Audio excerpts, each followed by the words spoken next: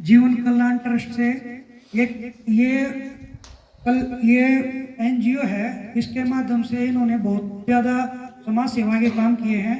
अभी ये सारा बताएंगे आपको इसके बारे में। और कोई आपकी समस्या हो, निजी कोई समस्या हो, छोटी मोटी समस्या, ये हमारे दतोड़ से हैं, इन्होंने बताया पूर्व पार्षद, ये भी आपकी समस्या दूर करेंगे। और ये तनवीर जी सर हैं, भी आपको संबोधित करेंगे। बहुत बहुत धन्यवाद। पहले तो मैं संत कबीर के चौपाल में हैं तो मैं उनको अपना शीश नवाजते हुए संत कबीर का बहुत बहुत आभार व्यक्त करता हूँ और परमात्मा का भी धन्यवाद करता हूँ कि उन्होंने इतने महान संत के चौपाल में हमें बुलाने का मौका दिया। इसके लिए मैं परमात्मा का भी बहुत बहुत आभारी हूँ। हमारे साथ चलकर आए श्रीमती निर्मला दतोड़ जी पूर्व पार्षद हैं और बड़ी अच्छी विचारधारा की महिला हैं। और हमारे साथ चलकर आए दिल्ली पुलिस के सब इंस्पेक्टर भाई अनिल आर्य जी। और आज की हमारी इस मीटिंग का जो आयोजन किया है श्री सुनील जी, गांव के चौकीदार भी हैं। और आप सबको तो आपको तो मैं सबको जानता हूं, महिलाओं को तो शायद नहीं भी जानता हूं, मेरे युवा साथियों। आज का जो हमारा उद्देश्य है वो ये है कि हम एक जीव कल्याण ट्रस्ट चलाते हैं। उसमें हमारा एक उद्देश्य है कि जितनी जीव आत्माएं हैं, वो चाहे मानव के रूप में हो, चाहे वो पशु के रूप में हो, चाहे पक्षी के रूप में हो। और जहां तक मेरा निजी मानना है, मैं किसी और की बात नहीं करता, जैसे ये पेड़ है, ये भी कहीं ना कहीं जीवधारी होता है क्योंकि जमीन से पानी भी लेता है, खाद भी लेता है और उसके बाद ये बड़ा होता है तो कहीं ना कहीं इसमें भी जीव होता है। तो मानव कल्याण के लिए, हम जीव कल्याण के लिए तो काम करते ही हैं, लेकिन हमने मानव कल्याण के लिए एक कपड़ा बैंक, जो गरीब वर्ग का आदमी है, चाहे वो 36 कोम में कोई भी हो सकता है, गरीबी किसी की सगी नहीं है, गरीबी किसी की सगी नहीं है। और जरूरतमंद भी किसी भी कौम का, किसी भी धर्म का आदमी हो सकता है। तो हमने एक जीव कल्याण ट्रस्ट की तरफ से सांपला में कपड़ा बैंक खोला है। और उस कपड़ा बैंक का उद्देश्य है कि जो भी जरूरतमंद हो, उसमें ना कोई जाति का प्रतिबंध है, ना कोई धर्म का प्रतिबंध है, ना कोई स्टेट का प्रतिबंध है, ना कोई गांव का प्रतिबंध है। कोई भी माता, बहन, चाचा, ताऊ, बेटा, बेटी, हमने वहां पे, हमारे पास लोग कपड़े देकर जाते हैं, हम उनसे कोई पैसा उनको देते नहीं है, फ्री में वहां पे कपड़ा लेते हैं सबका। और जिसको भी जरूरत हो वो वहां से, हमने ट्राई रूम बनाया, जैसे शोरूम आपने देखे हैं ना कपड़े के, सेम एज इट इज ऐसे बनाया है कि कोई भी अगर महिला, कोई जेंट्स कोई लेने आए तो उसको ये फील ना हो कि मैं भाई इस तरह से लेके जा रही हूँ, मैं फ्री में लेके जा रही हूँ, दरवाजे से लेके जा रही हूँ। तो हमारा उद्देश्य है जो लेने आए वो सम्मानित रूप से आए और अपना कपड़ा उठाए। ट्राई रूम जैसे शोरूमों में आपने देखा होगा, और बिल्कुल ट्राई रूम की तरह। और उसमें हमने एक आपके ही गांव की पुत्र वधू हमारे वहाँ पे उस ट्रस्ट सेंटर को संभालती है, हमारे उस सेंटर को संभालती है और बहुत अच्छे से संभालती है। और मैं जहाँ तक मानता हूँ, हमने वो दिसंबर में शुरू किया था, दिसंबर की शुरुआत में शुरू किया था। आज फरवरी चली गई है और मार्च में हम एंट्री कर गए, आज 2 मार्च हो गई। तो लगभग वहां जब हमने शुरुआत की तो कपड़ा देने वाले भी कम थे और लेने वाले भी कम थे। आज जैसे गर्मी आई है तो गर्मी का कपड़ा भी लोग वहां बहुत मात्रा में दे रहे हैं। और मेरा उद्देश्य है उत्तर प्रदेश, बिहार, झारखंड, उड़ीसा के लोग हमारे वहां लगभग 100 से 50 लोग रोज आते हैं कपड़ा लेने के लिए और वो लेके भी जाते हैं। अब मेरा उद्देश्य है जो ग्रामीण अंचल में हमारे जरूरतमंद लोग हैं, ग्रामीण अंचल में रहने वाले जो जरूरतमंद लोग हैं, हम उन तक पहुंचे, ताकि अभी जैसे हमारे वहाँ स्कूल की ड्रेस आई हुई है, कई बच्चों के जो आजकल है ना, स्कूल में ब्लैक भी कलर का जूता लगता है और व्हाइट कलर का भी लगता है, स्कूलों में ऐसा लगता है ना। तो हमारे वहाँ ना 10-20 जोड़ी सफेद कलर के जूते भी आए हुए हैं। तो अब वो जो हमारे पास आए हुए हैं, हमारे तो वो रखने का तो कोई उद्देश्य है नहीं, क्योंकि जिसने हमारे को दिए उसने तो हमारे से कोई पैसा लिया नहीं, फ्री में दिया है। तो हमारा उद्देश्य है कि गांव तक पहुंचे। देखो, जब तक हम हमारे ग्रामीण आंचल में पहुंचकर ग्रामीण लोगों का लाभ नहीं पहुंचाएंगे तो हमारा क्या फायदा है कपड़ा बैंक खोलने का। हमारा एक उद्देश्य है कि जितने जरूरतमंद लोग हैं वो जरूरतमंद लोग, सांपला मेन बाजार में हमने जीव कल्याण ट्रस्ट की तरफ से कपड़ा बैंक और बुक बैंक खोल रखा है। आप वहां पर जाओ और वो जरूरी है। मैं ये नहीं कहता कि आप लोगों को, किसी भाई को, किसी बहन को जरूरत होगी, हो सकता है आप अगर जाओगे और गांव में आके बताओगे तो हो सकता है किसी और को जरूरत हो, और जरूरतमंद की मदद करना ही उद्देश्य है। और मैं चाहता हूं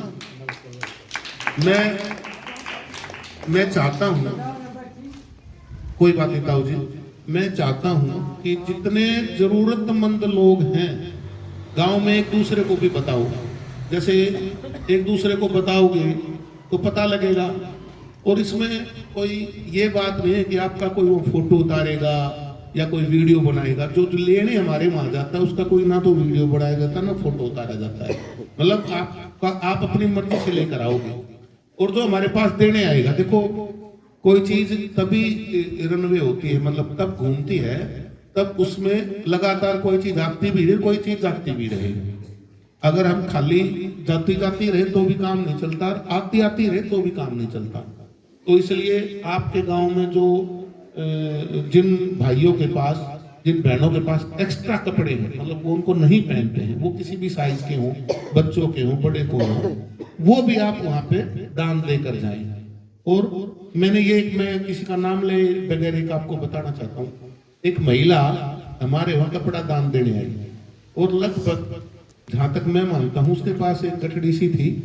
तो ये हो सकता है कि उनके पास लगभग 20-22 जोड़ी होंगे, क्योंकि वो साल भर में जो उनके बच्चों के उनके ही वो होंगे। लेकिन उसी महिला को एक सूट वहां दिख गया। वो उन्होंने बोली, जो हमारे पास रहती हैं श्री नीतू जी, उनको बोली बेबे ये सूट मैं लेके जाऊंगी। तो हमारी तरफ से तो कोई ले जाए, तो कोई पाबंदी नहीं, लेके जा रहा वो ले जाए तो और भी अच्छी बात है।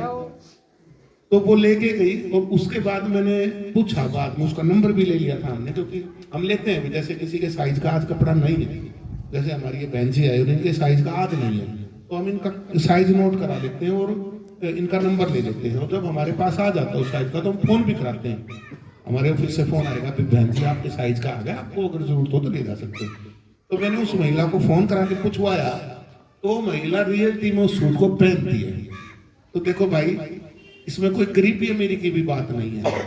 और एक उदाहरण देकर आपको कहना चाहूंगा, अगर आपका दिल बड़ा है ना, अगर आपका दिल बड़ा है और आपकी सोच बड़ी है तो आप कुछ भी कर सकते हैं। इसका उदाहरण आप ये भी देख सकते हैं कि जो आदमी ऊंची सोचता है, जैसे हम आज अगर बात करें नॉर्मली स्वभाव की, तो बहुत ग्रामीण इलाकों से ऐसे आदमी हैं और ऐसे बच्चे भी हैं जो ग्रामीण इलाके में हमारे आसपास ही पढ़े और वो IAS IPS भी बने। और आपके गांव का एक DSP भी बना। अभी पंडित जी अभी बात उनके बाहर से आ रहे थे, क्योंकि वहाँ पानी ज्यादा खड़ा रहता है, तो डिस्कस हुई थी। ऐसा हुआ था ना आंटी? रामपुर DSP में हमारे ग्रामीणांचल में रह गई तो बड़े, तो हमारे ग्रामीणांचल में रहने वाले काफी लोग बड़े भी बने हैं। हाँ, बड़े भी बने हैं। और ये वो सब सोच से बनते हैं कि हमें बड़ा बनना है। तो मैं तो ये भी कहूंगा, जो हमारे देश की असली रीढ़ की हड्डी है वो ये जो छोटे छोटे बच्चे हैं ना, ये जो छोटे छोटे बच्चे हैं, ये हमारे देश की रीढ़ की हड्डी है। और इन पर भी सारी माताएं बहनों को, क्योंकि मैं कई बार सरकारी स्कूलों में जाता हूँ तो मैं देखता हूँ कि वहाँ पे जो हमारे बच्चे हैं ना वो जाते नहीं हैं। और जो टीचर्स हैं, जो टीचर हैं पहली, दूसरी, तीसरी, चौथी, 5वीं की महिलाएं टीचर, वो जाकर कोशिश करती हैं कि उनके घर जाए, जैसे कि भाई आप बच्चे क्यों नहीं भेजते। तो माता पिता का भी ज़्यादा इंटरेस्ट पढ़ाई पर मुझे लगता है कम होता है। तो मैं जो भी आप सारे बहन भाई, चाचा ताई, चाचा ताऊ चाची जो भी बैठे हैं, मैं एक अनुरोध करूंगा आप लोगों से कि शिक्षा वो चीज है कि जो आपने ग्रहण कर ली वो दूसरा आदमी नहीं खोज सकता, आपसे छीन नहीं सकता। तो बच्चों में अगर आप शिक्षा प्रदान करोगे और बच्चे शिक्षाविद होंगे तो बहुत सी चीजें तो आप ना चाह कर भी देखोगे बदलाव हो जाएगा। और आज शिक्षा की बहुत जरूरत है। और मैं एक बात पर और जोर देकर कहना चाहूंगा, ये मेरी माताएं चाची ताई बैठी, आप थोड़ा ध्यान से सुनो कि रोजगार मुखी शिक्षा पर ध्यान दो। आप शिक्षा पर तो ध्यान देते हो, भी बच्चे ने 10वीं कर ली, फिर 12वीं करा देते हो, फिर क्या कर देते हो, बीए करा देते हो। तो जब आप बीए वगैरह कराते हो उसके बाद फिर देखते हो बच्चा नौकरी नहीं लगा, क्योंकि हमारी शिक्षा में एक दिक्कत और आ जाती है। आज रोजगार मुखी शिक्षा की जरूरत है। जैसे पॉलिटेक्निकल कराओ, बच्चों को बीटेक कराओ, बच्चों को लॉ कराओ, ये ज्यादा महंगे कोर्स नहीं है। और मैं खुद भी कम से कम 50 से 60 लड़कियों की पॉलिटेक्निकल करा चुका हूं,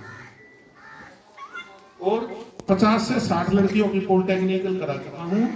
और उनमें से कुछ तो दिल्ली में जो जेई की पोस्ट होती है ना, उसमें लड़कियां लगी हुई हैं। जो आपके आशीर्वाद से, आपके सहयोग से मैंने उनको पॉलिटेक्निकल कराया। मैंने उनको मोटिवेट किया कि बेटा अगर आप ये शिक्षा ग्रहण करोगे तो आपका भविष्य सुधर जाएगा। और मैं आपको एक विश्वास दिलाता हूँ, अगर किसी परिवार की लड़की पढ़ती है और वो जॉब लग जाती है तो वो 4 घरों को सुधारती है। एक तो उसका खुद का घर जिसमें वो पैदा होगा, उस घर का वो विकास कराती है, क्योंकि वो अगर शिक्षा से जुड़ी हुई और नौकरी लग जाए तो उस घर का भी वो अपने माता पिता का, अपने सगे भाइयों का, बहनों का ध्यान रखती है कि इनको कोई दिक्कत ना हो। एक घर वो सुधारती जिसमें वो ब्याह कर जाती है। एक घर वो सुधारती जो उसको बच्चे पैदा होते हैं ना, उन बच्चों की शिक्षा का पूर्ण ध्यान करती है। एक बच्चा, 2 बच्चा, आजकल 2 ही बच्चे लगभग करते हैं, तो 2 परिवार, उन जो बच्चों उसकी जो परिवार में जो उसके जो बच्चे पैदा हुए, 2 बच्चे, उनका भी ध्यान करती है। 4 परिवारों का एक शिक्षाविद लड़की पूर्ण विकास करती है। इसलिए मैं अनुरोध करूंगा कि ये जितनी माताएं बहनें बैठी हैं, आप शिक्षा के प्रति पूर्ण जागरूकता लेकर आओ। शिक्षा बच्चों को रोजगार मुखी दो, शिक्षा से विमुख ना होने दो। और शिक्षा आपकी बहुत बड़ी चीज है। अब ये जो मेरे भाई सुन रहे हैं, भाई देखो ऐसा है, सांपला में ना मैन बाजार में जो पुराना डाकखाना था और वहाँ एक्सिस बैंक का एटीएम है, उसके सामने मैंने कपड़ा बैंक खोला है। जिसके पास ज्यादा है वो तो वहाँ देकर आओ। और गांव में भी जो अच्छे लोग हैं, कहीं ना जुड़ो उन लोगों से और उनको मोटिवेट करो कि जिनके पास ज्यादा कपड़ा वो वहां कर दे के जाए। और जो जरूरतमंद है उनको पता हो, एक आदमी के घर जाकर भी बताना पड़े तो दिक्कत की बात नहीं। और जो लोग हमारी ट्रस्ट से जुड़ना चाहते हैं, जो भी माता बहन चाचा ताऊ जो भी जुड़ना चाहता है, वो एक कागज पेन पे हमें नंबर लिख कर दे दे और अपना नाम दे दे, ताकि हम आप लोगों को समय समय पर बताते भी रहे। और मैं चाहता हूँ कि गांव में महीने में 10 दिन में 15 दिन में आप हमें बुलाते रहो, ताकि आपकी जैसे जितने ज्यादा प्रचार होगा लोगों को उतना ही ज्यादा लाभ होगा। तो आज जो भी बहन भाई जो चाचा ताऊ जुड़ना चाहता हो, एक कागज पेन पे लिख के अपने नाम और नंबर दे दे, ताकि हम आप लोगों को समय समय पर फोन भी करते रहें, ऑफिस से फोन कराएंगे। और आप लोगों को भी, मतलब आपके आसपास जो जरूरतमंद लोग उनको भी फायदा होगा। और हमारा जो मोटिव है, भाई साहब का मोटिव है, देखो दिल्ली पुलिस में जॉब करते हैं और स्पेशल चल कर आएगा केवल इसलिए। मैं भी चाहता हूँ कि लोगों की मदद हो, जरूरतमंद के घर तक जाए, उनकी मदद करें। ये भाई स्पेशल इसलिए है, नहीं तो इनको जाने की क्या जरूरत है। ये तो सरकार इनको 60-70-80 हज़ार रुपये तनख्वाह देती होगी। और ये हमारी आंटी जी है, मैंने इनको 2-3 दिन पहले कहा था कि ऐसे ऐसे प्रोग्राम है। आंटी ने स्पेशल कहा, भाई अटाल में तो करेंगे ही करेंगे, अटाल के बाद दतोड़ में भी मैं तेरे को एक दिन बुलाऊंगी, गिज्जी में भी बुलाऊंगी। आंटी ने स्पेशल अपने आप कहा कि हम शिक्षा पे और लोगों, देखो 2 ही 3 चीजें हैं जो जरूरत की चीज है, रोटी कपड़ा और मकान। इससे ज्यादा तो शायद अगर सोचकर चले, रोटी कपड़ा मकान से ज्यादा तो एक आदमी को कुछ नहीं चाहिए। अब देखो उसके लिए हमने एक चीज का प्रबंध करने का प्रयास किया है, उस परमात्मा की दया से और आप लोगों के आशीर्वाद से, कि कपड़ा हमारे पास बहुत सूट्स हैं, मतलब महिलाओं के सूट बहुत है हमारे पास, आप लेकर आ सकते हो। मैं कोई ये नहीं है कि आप कौन हो कौन नहीं, कोई किसी से नहीं पूछेगा। और दूसरा, जैसे एक बात और मैं बड़े खुले मन से कहना चाहूंगा, हमारे पास नए सूट भी डोनेट होते हैं, मतलब नए सूट भी लोग दे के जाते हैं।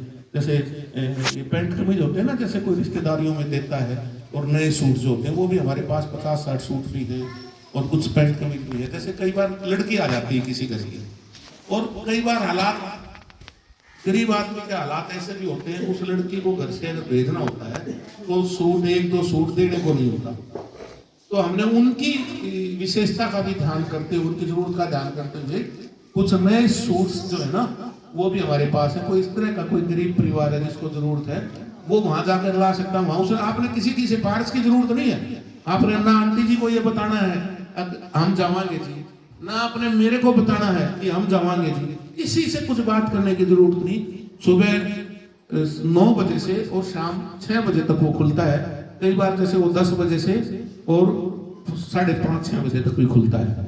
लेकिन बुधवार की छुट्टी रहती है। इस बात का ध्यान रखना कोई बहन भाई बुधवार को ना आए। बुधवार का हमने तो कि देखो जो कर्मचारी रखा है उसको एक दिन का रेस्ट देना जरूरी होता है। जब एक तो हम जीव कल्याण पे काम करें और फिर एक आदमी के साथ अत्याचार करें वो भी उचित नहीं था। इसलिए जो भी हमारा हरियाणा प्रदेश में 100 कपड़ा बैंक खोलने का उद्देश्य हमारा, जितना परमात्मा चाहेगा वहां तक जाएंगे। तो मैं आप सभी बहनों से भाइयों से अनुरोध करूंगा कि आप ज्यादा से ज्यादा हमसे जुड़े ताकि हम जरूरतमंद की मदद कर सकें। सभी बहन भाई चाची ताऊओं का बहुत बहुत धन्यवाद और फिर दोबारा मैं कबीर जी का बहुत बहुत आभार व्यक्त करता हूँ। बहुत बहुत धन्यवाद।